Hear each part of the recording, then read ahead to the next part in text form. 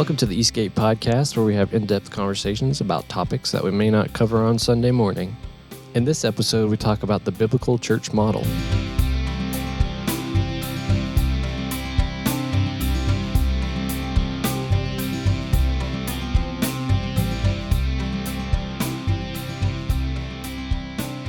Happy Friday, everybody. My name is Nate. I am the student pastor here at Eastgate.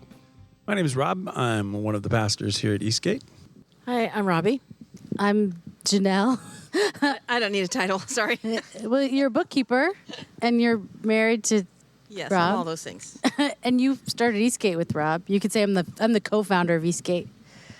Sounds good. What else would you like her to say? I'm Janelle, and I'm also a pastor here at Eastgate. And daughter to Rob and Robbie. And I'm your daughter. Surprise. Oh, this is sounding bad. I'm Annie, and I'm the children's pastor here at Eastgate, Kidsgate pastor. Hi, I'm Tyler. I'm the worship pastor here at Eastgate. So I just got a text from Blake. Blake's running late to this podcast. He said I'd prefer to do the topic of convictions. So that's the one that we're going to be doing right now. We're going to be talking about convictions. We can't. Well, let's not. That's not fair. Yeah, okay, let's do the church model. This works actually too, because you were just saying like the sound bites, you don't like that as part of what you think is important in church. So what do you think? Yeah, so what are we going to talk about in terms of the church model? Blake, Nate, you know I can't tell the difference between you two. Yeah, so and I have like, this is like a deja vu moment. I'm pretty sure I've said this before. So if you go into a church in America, it's going to be pretty similar experience where you have, a part with music, worship, you have a part with teaching, and then like probably a part of prayer or something like that. So you have those three things built within this church model. Is that, do we get that from the Bible? How do we get that model? This is just an exciting topic, though, for me, because that was the whole thing. Eastgate is here because I was perplexed about that very question. That was when we were part of the crazy church, which you've heard me explain before, but is an independent charismatic church that was abusive. And when we finally left there, my big quest was, what's church really supposed to be? I had a very bad experience, but I know Jesus instituted the church, so what's it supposed to be? And I went to the Bible thinking, I'm going to get to the bottom of this. I'm going to find out exactly what the Bible says the church is supposed to look like, and we'll put it together that way, and it'll be scripturally sound, and everybody will be happy. And to my great disappointment, the Bible does not give us that kind of information at all. I mean, it gives us... Not only does it not give us detailed explanation about what leadership roles are supposed to look like, all it gives us is titles. Like we get, you have to intuit what even pastor means. Pastor is shepherd. I mean, it's a shepherd. Well, how does that function? What's he supposed to be doing, or she, or whatever? And can it be she? And all of these things. I mean, and that was deeply disappointing to me when I realized that information wasn't going to be easily put together. All right, we'll end it there. Okay, thank you. That's why at Eastgate, we all come in and just face the wall. Don't talk to each other. Complete silence. So what's a great point, because if we were to just say, okay, we're only going to base this on scripture, we don't really have a whole lot to go on, and so it's just either going to be a free-for-all, or we're going to stare at the wall, or what have you. And so to me... Well, go ahead. Yeah. So how do you set up a church? How do you navigate that when there's? Are you going to try to set up a church? Be careful what you say, him. Yeah, I'm going to open up one right across the street from Eastgate. Out of the gig room. Westgate. That's right. So that's when I realized you'll cancel church services. I know that'll be the first thing you do as a church leader. We never meet, and there's no people. That'll be $1,000. Wait, what? I don't understand why that costs $1,000. That seems high to me. Can we negotiate that? No. So my realization was there is no way to be able to piece together what church is or what it's supposed to be without looking at the history of this, how we got this. It's impossible to separate the function of the church or the development or the putting a church together without looking at the history of it, looking at the development of it. And so that's what my whole goal was, to just go and trace this. Because like I said, in the scriptures, we don't even. There is my question was like, who's really in charge? Like, who's the big top dog? Ultimately, you realize that was never the intention anyway. Jesus makes that all very clear. Nobody's supposed to be taking power over people, elevating themselves through titles or anything like that. So then when you've got a flattened out thing, you're like, well, then so everybody's in charge. But when you put everybody in charge, then nobody's in charge, and nothing can ever be accomplished. So there's leadership, but what does the leadership look like? And there's where you have to go into the titles and the things like that. Now, that's talking about governance, but then the structure of it. And I was like, where's that in the Bible? Like, we all face one direction in this room, and there's a platform, and in some churches there's an altar. Where was that in the scriptures? And why is it more holy up near the stage and less holy at the back of the room, or how does all that work? And so that was my big exploration. So we tried all kinds of different things. Like when Eastgate first started, when I realized the early church met on the first day of the week, but there was nothing sacrosanct about that, in the sense that Paul never came along saying, make sure that you meet on the first day of the week. That's sacred and holy, and et cetera. In fact, he goes to great pains to explain that holy days don't exist anymore in that sense. Every day is holy in that. So we tried meeting on Saturdays. We mixed up the whole arrangement to where we didn't really necessarily have a front of the room. We met, we sat in the corner. The person who was leading worship or teaching was in the corner of the room, and we had couches and tables and chairs and all just a big jumble in there, and it was fun. We met on. Did I say we met on Saturdays? But you talked about that too. I think even in your book of those attempts in it. They were very difficult because we're going against the cultural expectation. And I spent most of my time in those days trying to explain that we weren't Jehovah's Witnesses, that because we were meeting on Saturday, or that we weren't like, a pseudo-Jewish sect or something. We're not a cult. We left a cult, but we're not a cult. We're not a cult. Look at us. Do we look culty to you? We'll see you on Saturday night. Well, and I think from a practical side, too, a lot of people had Sunday off, and they'd work all day Saturday, and to try to come to church at 7 o'clock at night. We didn't do it Saturday morning for some reason. We did it Saturday night.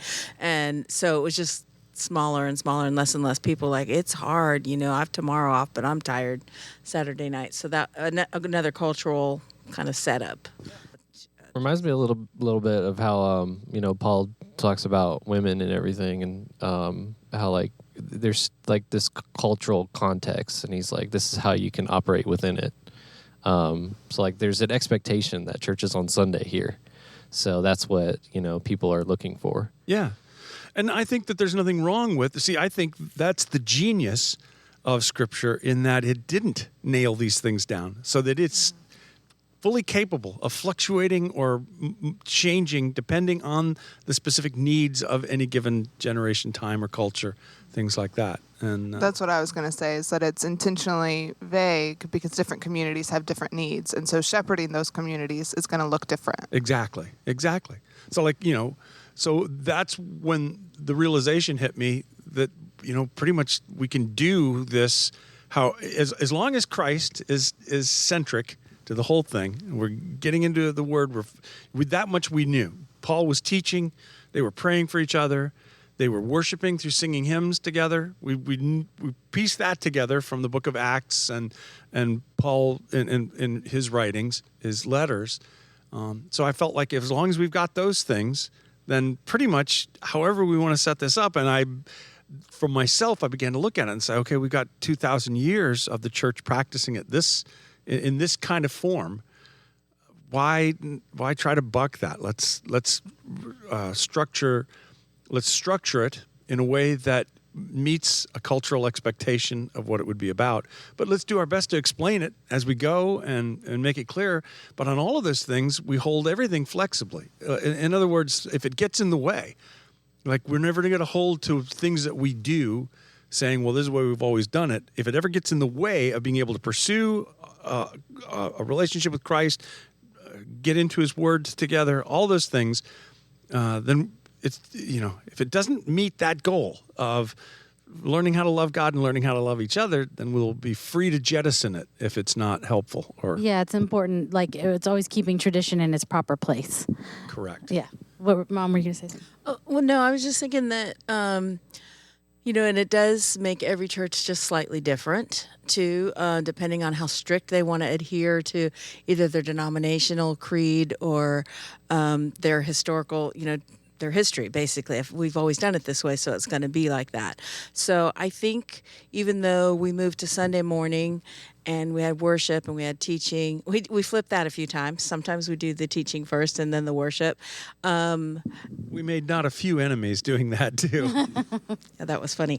That I think, okay, so then you start to focus internally. So what's it look like internally, and what things do we keep and what don't we keep? And I think that has kind of been ever evolving. Absolutely. That's one of those things that's just continuing on. And I think that when I got into the history of it, like really digging into it, like how did this even start like this? Because, like I said, for 2,000 years, we've pretty much had a similar structure. It's got all kinds of nuances and variances and liturgies or not liturgies or things like that. Reformation comes in and jumbles things up, brings in congregational singing and things like that. But why this pattern? Why did it start like this? And to me, I realized it was built off of the synagogue model. Post-Babylonian exile, synagogue. After the temple was destroyed by Babylon in the Babylonian invasion and the exile of Israel, the synagogue system began, where basically small temples. In fact, even to this day, Jewish people will refer to their local synagogue as I'm going to temple. It was a substitute for the temple, a means by which they were going to gather together.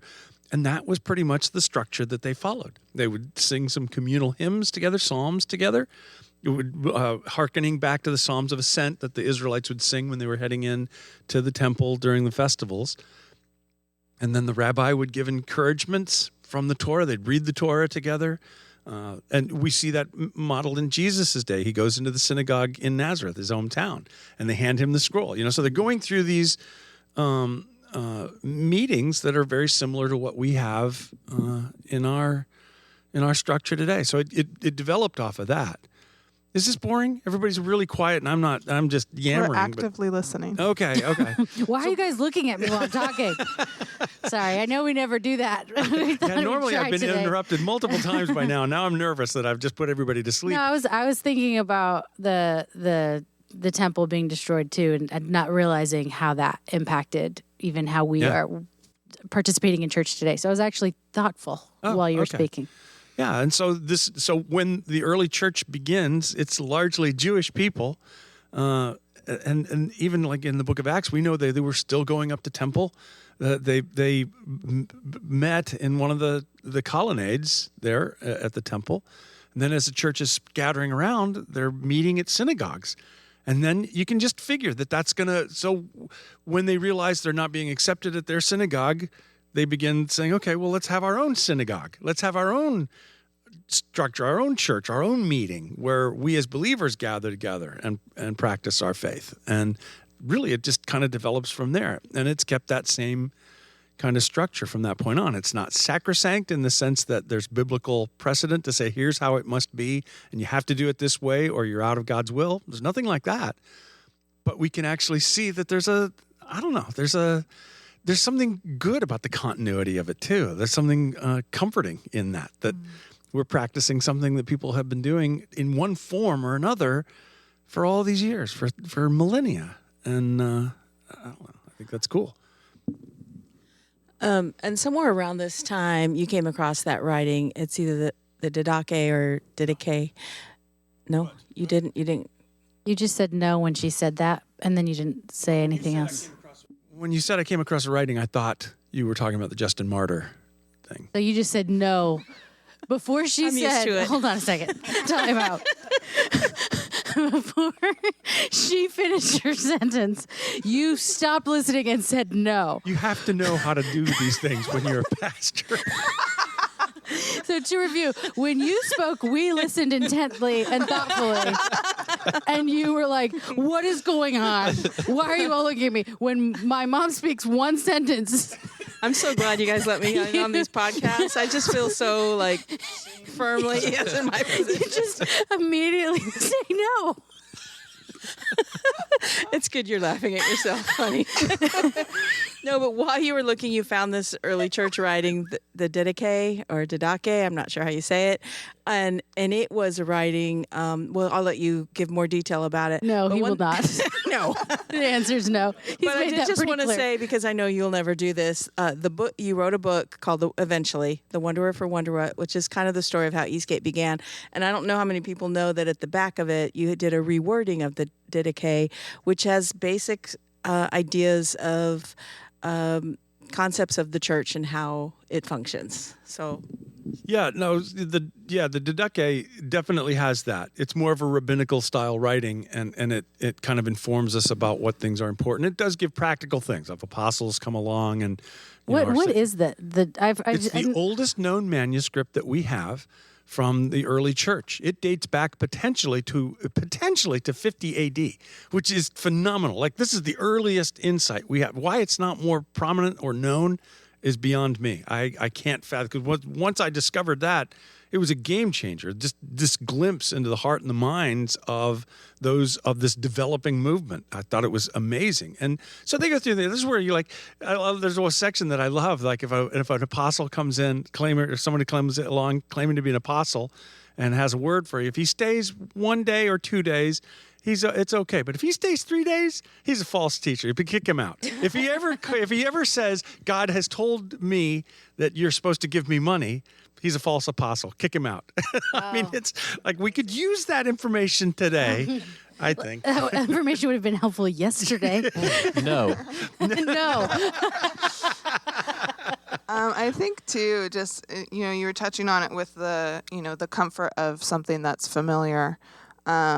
I think that we as humans, we thrive in structure, and we can't meaningfully engage with one another and with Scripture if we don't feel safe and if we don't feel comfortable. Very insightful. Yeah. And there's safety in walking in, even if you're walking into a new church. Yes. There's safety in, okay, this is familiar. I kind of know what to do. It becomes distracting when it's completely different, and you go, wait, where are we standing? What are we doing? If we're all staring at the wall, and then you can't engage, and you can't reflect deeply. You can't engage with that deeply. You can't. I don't know. I think of it in like, for me, there's like a deeper mind for me, and there's the like, if I'm thinking too much about where I'm standing or where I'm sitting, then I can't just relax.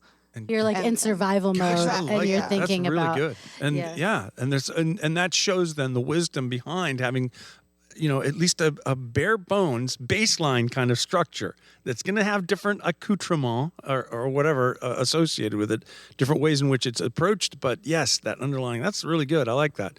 And go ahead. Well, I was going to say too, that goes back to as well with like the idea, I feel like, of picking our battles. Like Scripture has enough challenging content in there for us to work through and navigate and figure out how we're going to live this out. And so what happens if we try to change these things that are not harmful? Right. It ends up taking our focus as the leaders to try to convince everybody on something that this is not life or death. Spending all your time explaining that we're not a Jehovah's Witness church because we're on exactly. Yeah, that's and so right. it's that main thing too of like trying to keep, the main thing. That's it. That's exactly it. So what I think what you were thinking of is when I went to I think what you were trying to say. What you were trying to say, which I will say much better now. I wouldn't have expected anything less.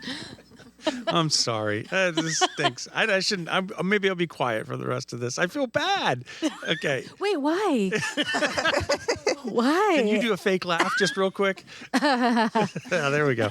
So I was trying to parse through all this, trying to figure out, like, how do we approach this? What should we do? This is after I really felt like the Lord had nudged me. I was so lost. I was so confused. I didn't really want to go to church anymore. I just hated it. And that's terrible for me to say. But I mean, I didn't hate God's people or anything like that. But I just was so afraid of the structures. And that was my own, broken psyche at that moment. But It wasn't safe for you. yeah. It didn't feel safe. That's right. And so that's when I felt like the Lord dropped in my heart. Maybe you could do something different. Maybe you could approach this differently. And I got excited.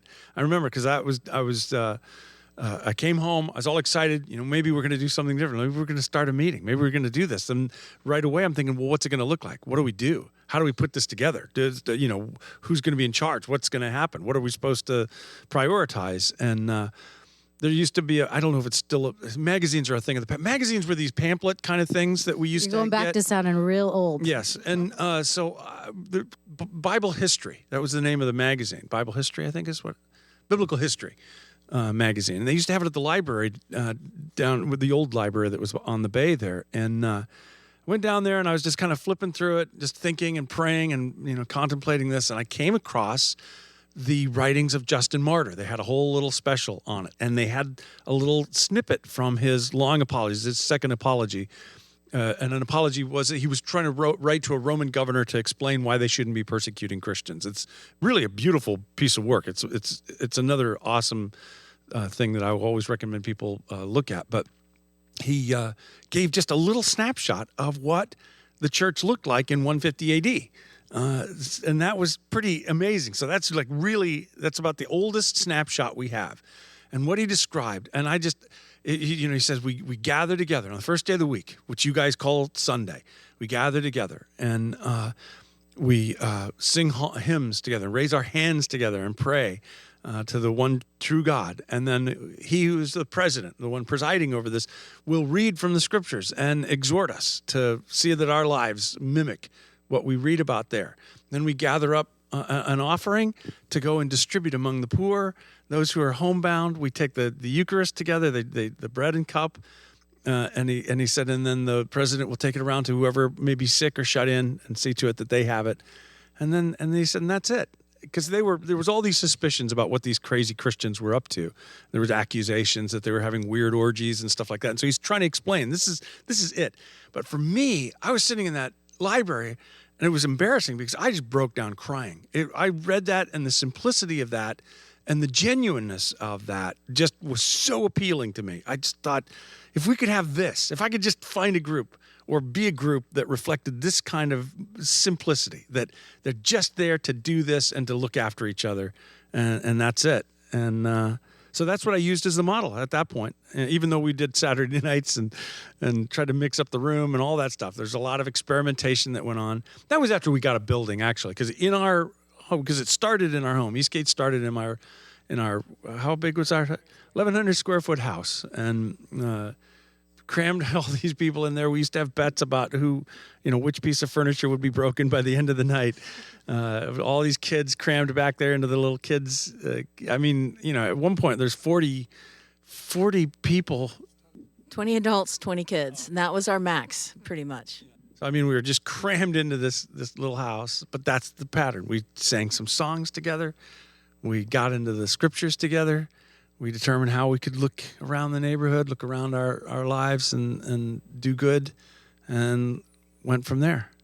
So I don't know. There's something really special, too, about that time when a church is beginning like that. I know going up to Eastgate, Mariana, where Julie and Trond are starting that community up there, it reminds me of Eastgate here when it first started. And there's that, when there's only 15, 20 people, you know them pretty well. And you just have that sense of community. And it's, we still have that here, but there's something unique about those first few years that it's kind of hard to it is. describe.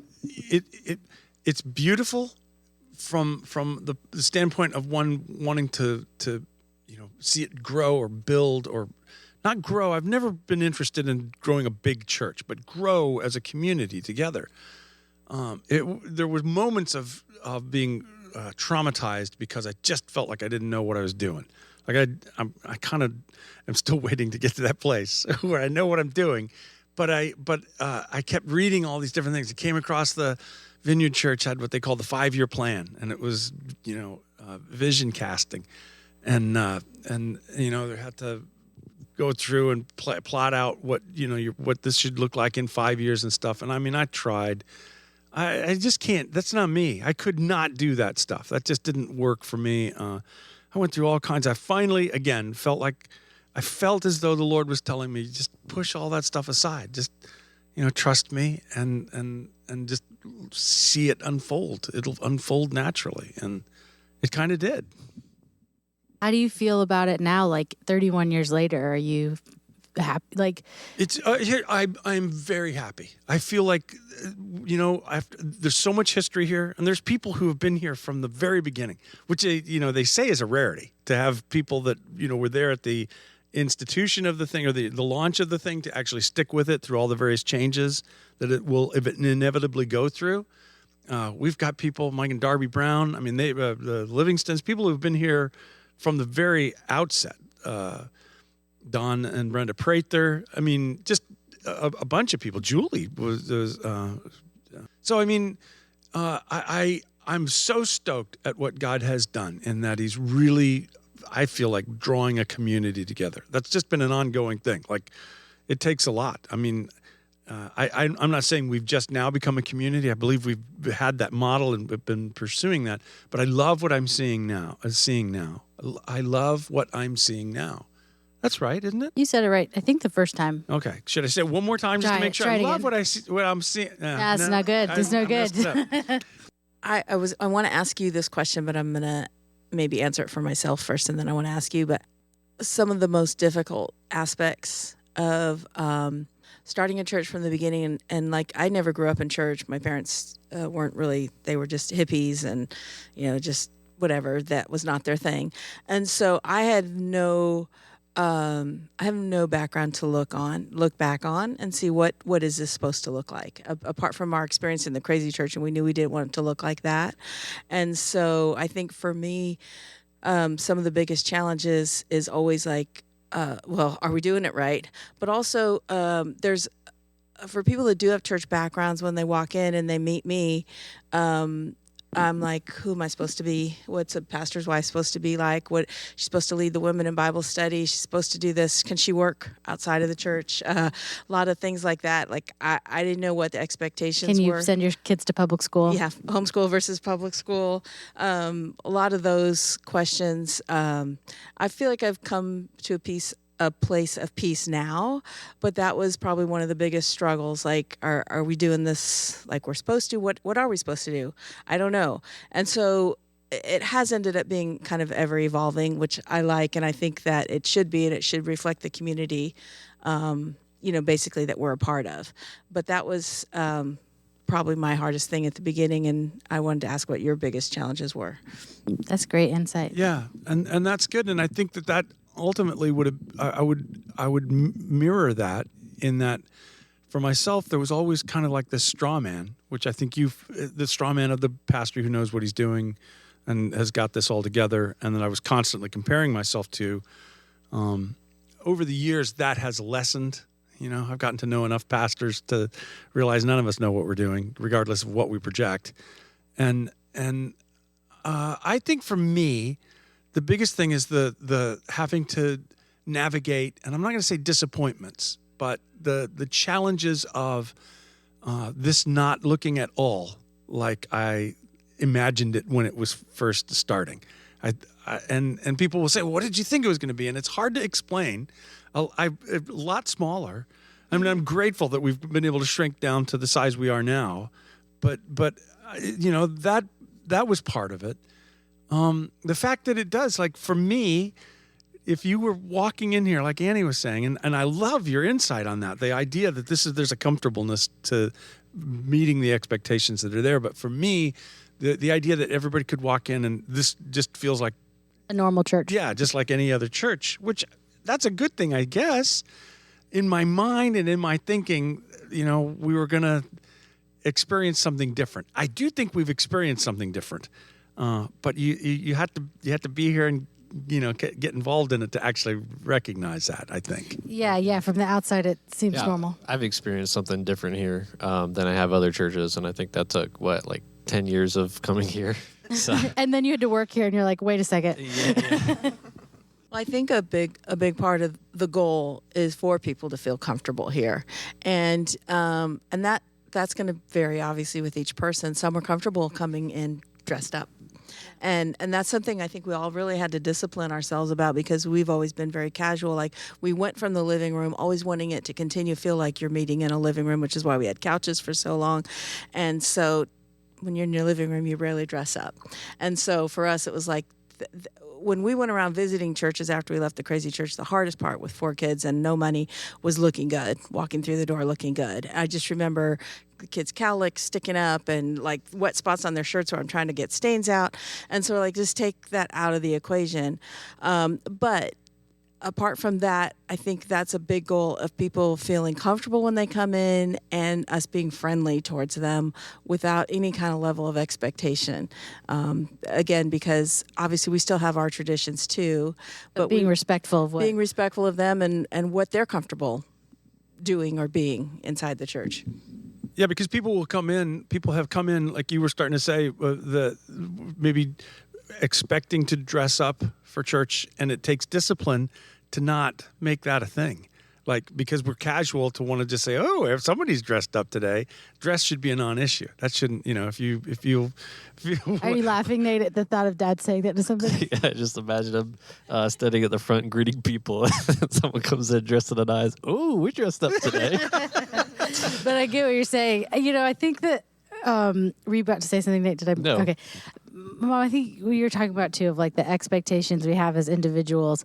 There's something that we do have to figure out where we draw those lines of what we meet the standard for the culture and the expectation for the culture versus where we feel like God has called us to go. Because we can say, like, as a Sunday morning, like, we're good with like meeting the standards of the culture, the expectations of the culture, no issue there. But in terms of like you as a pastor's wife, there's an expectation of a pastor's wife to be this certain person, and you're having to decide at what point am I doing this to meet people with what their expectations are, but then do I stop being my like authentic self? But then, we're supposed to die to self. And so like, how do we navigate those things? And I feel like that too, I mean, everybody feels like probably a level of disappointment to people. I know, Dad, you've talked about that. Like, I'm sorry, I'm the pastor. And I feel like that, especially with my gender, of like, I'm sorry, I'm a female. I'm sure you'd prefer this to not, to be a male. And so Not traditional. Yeah, maybe. because there is the expectation, especially where we live, that it would be a male pastor. And so then we have to figure out, obviously we're not saying, okay, Janelle doesn't exist as a pastor because the expectation is for it to be a man. We feel like we prayed about it, like we're going to move forward with that. But I think we all have that to a degree of what the expectations are.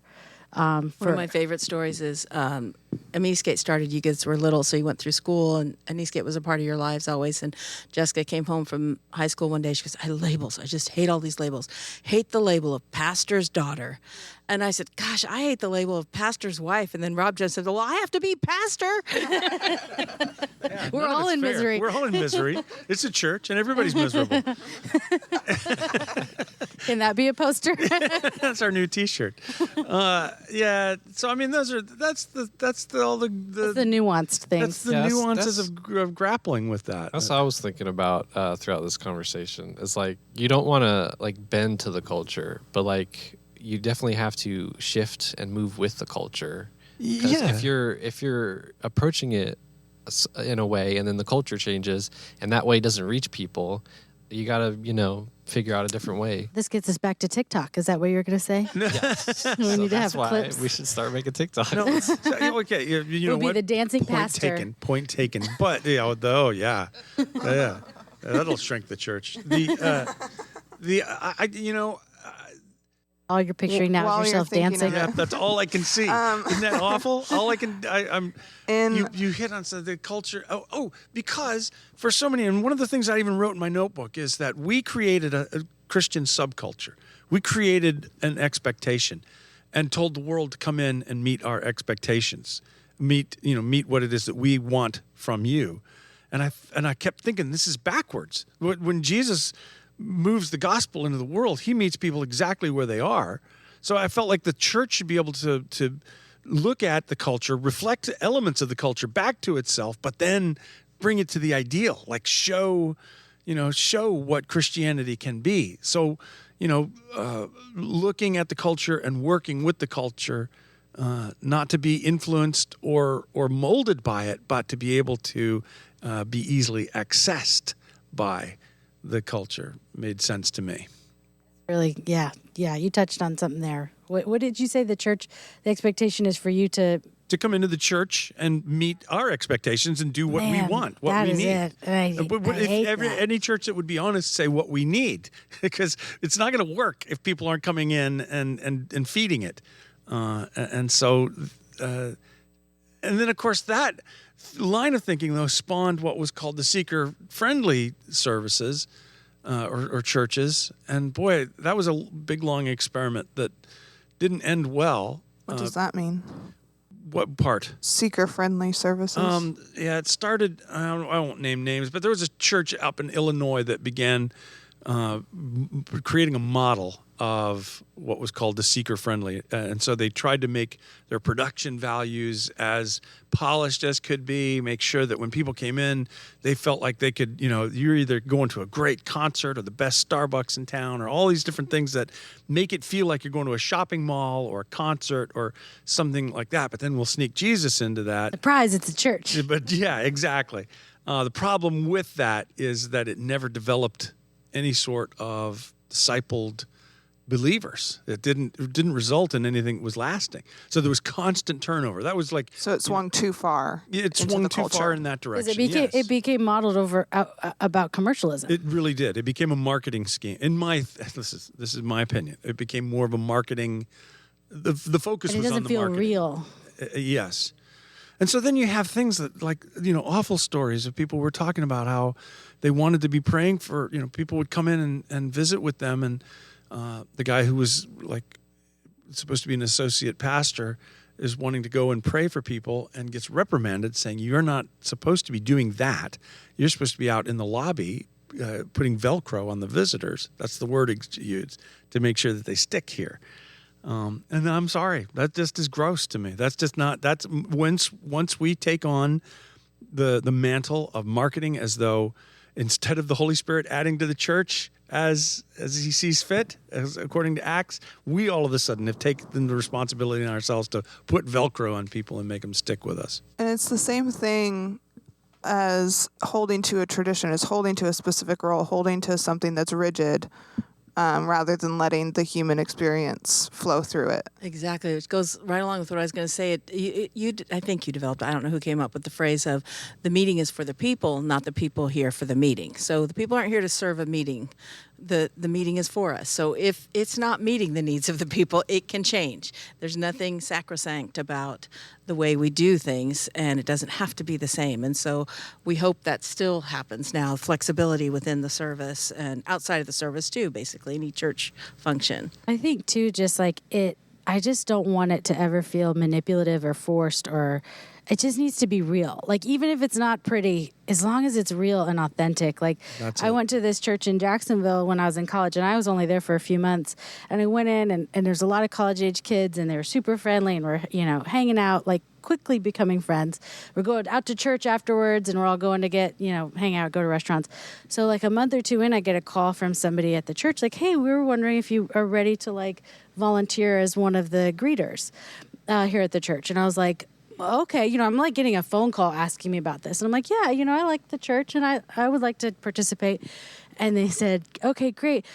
What we do for greeters is we don't give them name tags, but their job is to go and become friends with the people that are there, and like intentionally so. And all of a sudden I'm realizing, oh, these people that I thought were my friends were greeters. Oh. And that's so painful. It was such a and you want me to be a part of that system that I come in now. And you train me how to make friends with people, but it's just part of this system. And I was just like, okay, yeah. And then I don't think I ever went back. I maybe went back one more time, just kind of watching and just feeling so nothing felt real to me. And I felt so suspicious. Even if people weren't greeters, I thought, are you trying to be my friend for real? Or is this part of what is trained? And that was their whole thing. They're like, we don't do it on purpose. Like, we want to make sure it's hidden so people don't feel like it was so... Yeah, I was just like, tough. Everybody just shifted in their seats.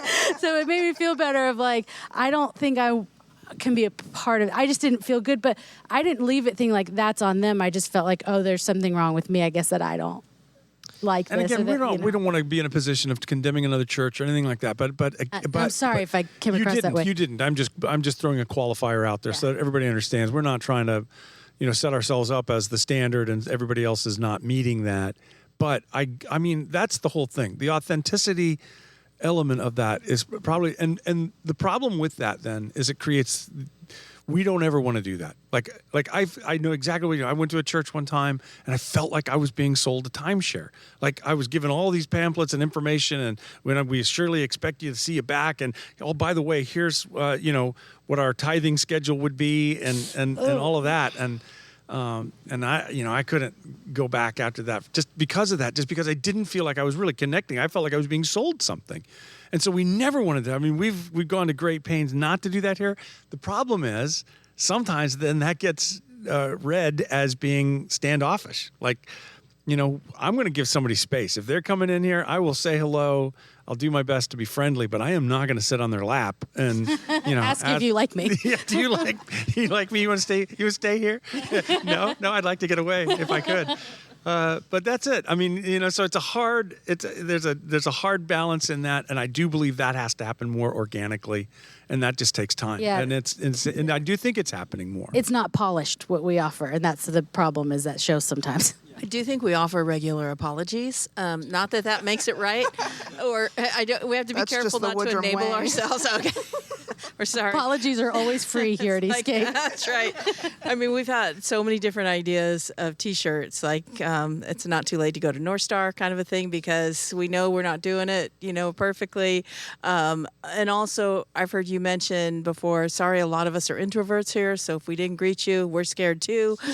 So many things like that. And again, we don't want to live there. But I think, again, we're trying to be honest and trying to be real and trying to recognize that, I'm sure there's something we missed. We're sorry. And we don't want to stay that way. I think that's what's cool, though, about the microcosm of the staff, but also about the church as a whole at Eastgate, is that we don't bar extroverts from being extroverts, and that we acknowledge our shortcomings, and we look for people, and we allow other people to fill those gaps, because that's part of being a community, is recognizing that, Exactly. I'm not going to be a good greeter, but, Blake will be. And, we have other people who are happy to go and talk to strangers and are so good at easing new people into the community and connecting them with people and that kind of thing. And I love that. I think I was talking to you, Annie, about a Church Leaders magazine article that there's, they're tracking trends or whatever. And who knows if they're right about this, but saying that the highly polished showmanship model for the church is beginning to wane, like it's losing traction. And they, as they've been investigating, their determination as younger generations. What is the most young Alpha? Is it Alpha or whatever? Z? Gen Z is probably the youngest adults. Okay, Oh, so yeah. Gen Z. Gen Alpha is still like high school. And they were saying that middle Gen school. Z is far more interested in authenticity and looking for something that is, just going to be real for them. And that's when you were saying, well, so the next thing we have to do is manufacture some authenticity. I said, I just imagined some church staff sitting around. All right, how do we manufacture this authenticity? This makes me think of like the youth pastor pulling up a chair, turning around, sitting it backwards. Hey, kids, Exactly. Let's I'm one of rap. y'all. let's get real. Gosh, we sound, Old and we jaded. sound, I don't want to sound jaded or like we we're shouldn't being be judgy church or leaders? something. Well, we shouldn't. I don't think so. I don't think any of us are. I think it's okay though for us to be honest about the experiences that we had that did not work for us, and it's okay that we're proud of what we have. We recognize our shortcomings, but it would be weird if we're like listing the things we hated about Eastgate, like as if we didn't have a way to work Maybe on that. we should. That's what staff meetings are for. Hand the microphone over to Tyler. He'll start. But I think that we've put a lot of work and effort into keeping this authentic and sincere, and we've gone through those growing pains and the shortcomings and recognition of things that we could have done better, and learned a lot over 31 years. And so we do have a community that I am proud of, and I do want to let people know about that. Like there is no hidden agenda here.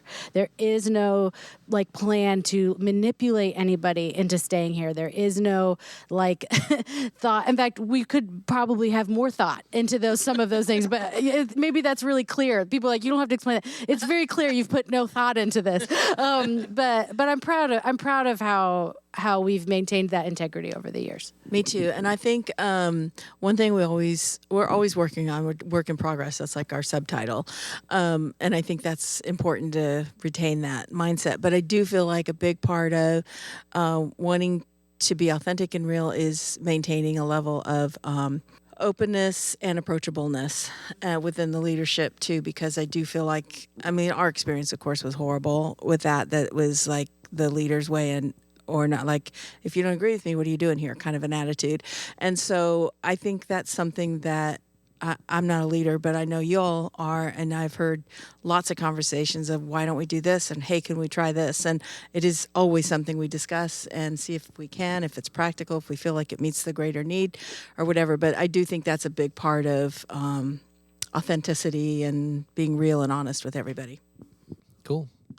So if I could end it with this, I keep thinking about like lungs and air coming in and out of lungs. So like the Bible's the living, breathing Word of God, and I think a healthy church has to be breathing too. So I'm imagining the church as the lungs and the community as the air coming in and out. It's constantly growing and shrinking, expanding and shrinking. I love it. It has to do that. If you take in too much air, if you're trying to get all the air, at some point it stops. You can't do it. And the air that you're breathing in is constantly changing. It's always different. If you're breathing in the same air, you're going to pass out and die. So I think a healthy church needs to be breathing in that way. I Love love that. it. That's great. Good job. Yeah. Tyler, any final words? He says no. He's following Dad's example. No. No. All right. Thank you. Thanks, Nate. No. If you, the listener, have any questions or if there's something you want to learn more about, you can send us an email at egcfpodcast@gmail.com. Thank you so much for listening.